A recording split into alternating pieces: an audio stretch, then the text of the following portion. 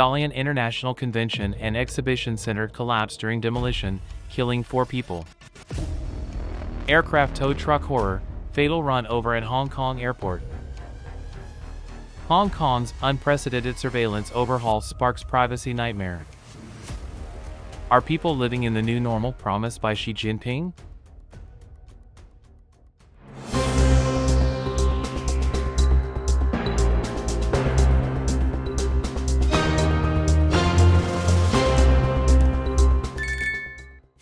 CCP's Hydropower project sparks mass arrests, torture, and temple destruction in Tibet.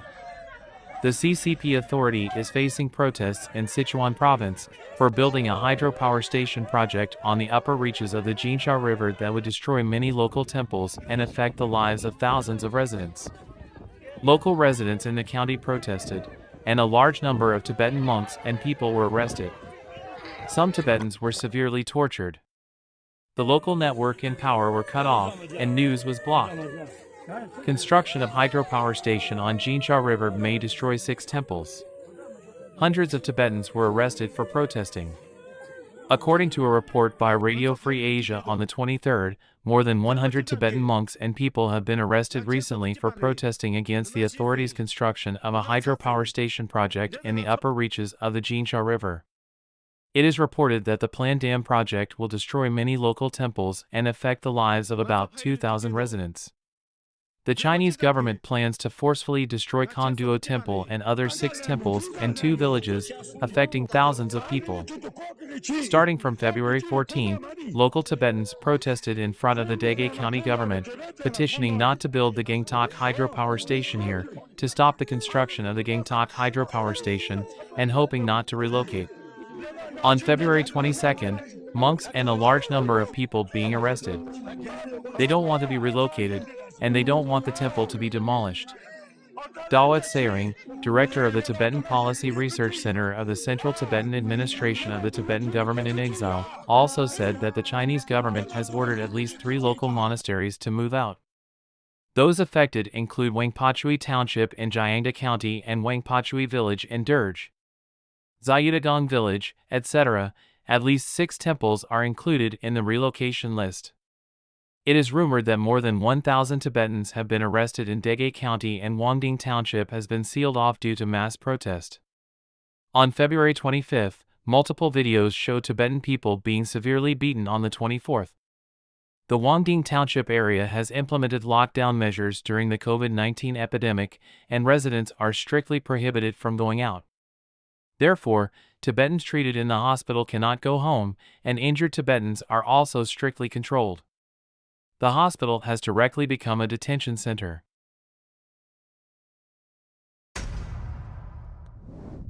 Dalian International Convention and Exhibition Center collapsed during demolition, killing 4 people.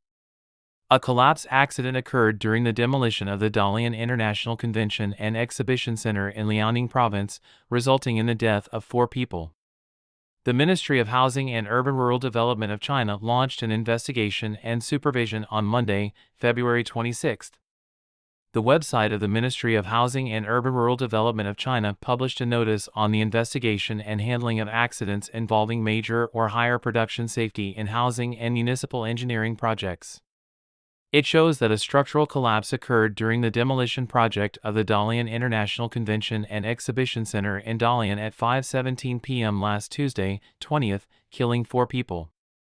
The announcement pointed out that according to relevant regulations, the Work Safety Management Committee of the Ministry of Housing and Urban-Rural Development requires the Liaoning Provincial Department of Housing and Urban-Rural Development to issue accident reports and make them public on the Internet, learn lessons from the accident, strengthen construction safety supervision of demolition projects, comprehensively investigate potential risks, and prevent fatal and injury accidents. But of course, this is just empty talk. The phenomenon of tofu drag construction in China has shown no sign of stopping despite all the broken promises of the CCP. They just published a paper claiming to fix the problem, but nothing is ever done.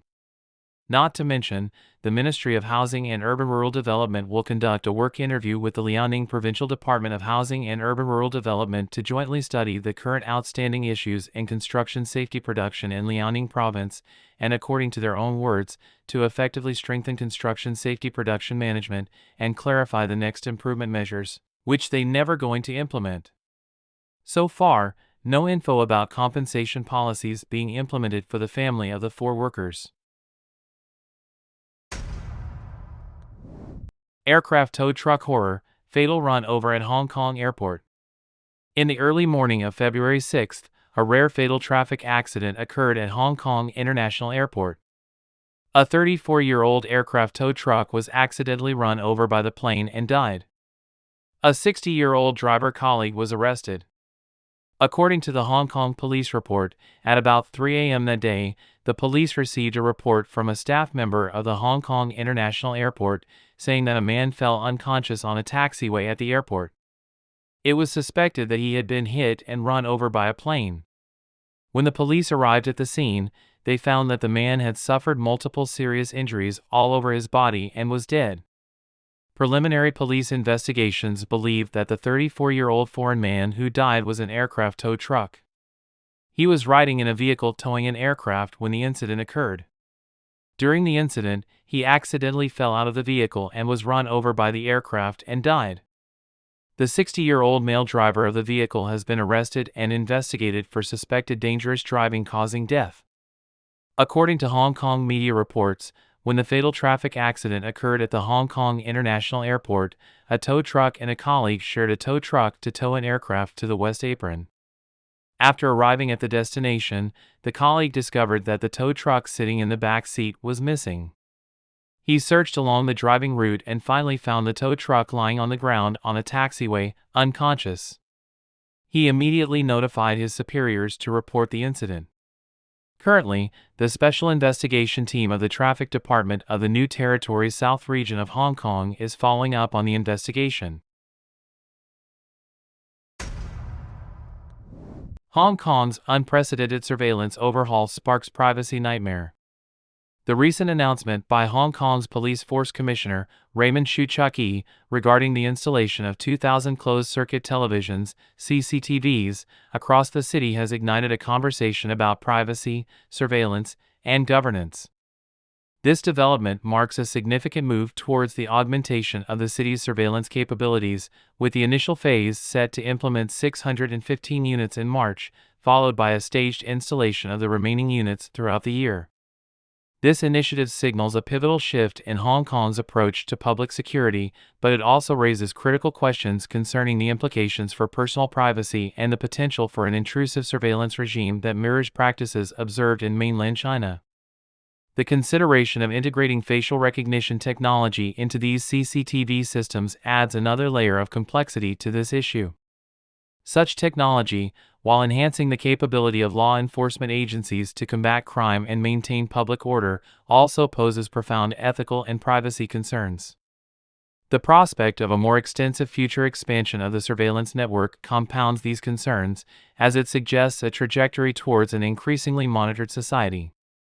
Nevertheless, the introduction of such surveillance capabilities in Hong Kong has prompted demands for transparency and strict regulatory oversight. Lawmakers and privacy advocates are urging the police force to provide detailed information about the surveillance system's operation, including the use of facial recognition technology, and to study the experiences of other jurisdictions to ensure that privacy concerns are adequately addressed. The emphasis on lawful and fair data collection, retention, and use, as outlined by the Office of the Privacy Commissioner for Personal Data, underscores the importance of balancing security objectives with the imperative to protect individual privacy rights. As Hong Kong embarks on this significant expansion of its surveillance infrastructure, the city finds itself at a crossroads.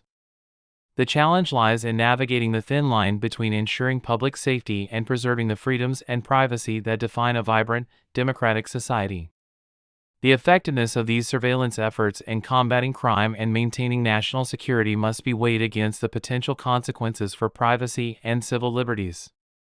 Only through careful consideration, transparency, and adherence to ethical guidelines can the Hong Kong government hope to maintain public trust while pursuing its security objectives. Are people living in the new normal promised by Xi Jinping? According to MarketObserver.com, investors, consumers, and homeowners, as well as almost everyone in China, are responding to the white-knuckle situation that has been going on for decades. The economy in a hot state has to adjust to the new normal of slow growth. Zhong Wei, a 58-year-old homeowner in Chengdu, worries whether declining house values and pensions will be able to support the golden years he once longed for. Young Chinese, many of whom cannot find jobs, are increasingly reducing their discretionary spending and buying more goods on second-hand or surplus goods platforms. It's easy to lose your job now, said Guiqing Feng, an IT employee at a large technology company in Zhongguancun, a place known as Beijing's Silicon Valley. He was referring to the flexibility given to companies to hire and rehire workers due to a large workforce. Surplus labor gives employers the right to require employees to work excessively long hours.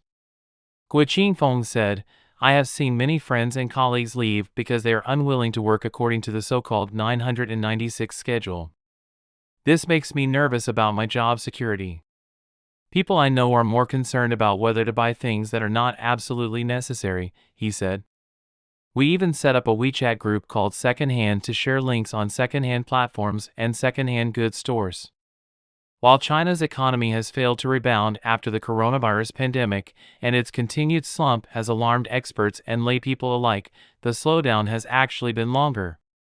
10 years ago, then new President Xi Jinping first used the term new normal to describe China's impending economic slowdown, but said the economy would be reconfigured into a healthier model.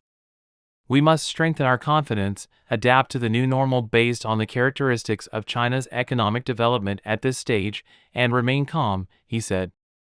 On this point, Xi Jinping seems to be prescient, but he is completely wrong. China's economic growth has indeed slowed.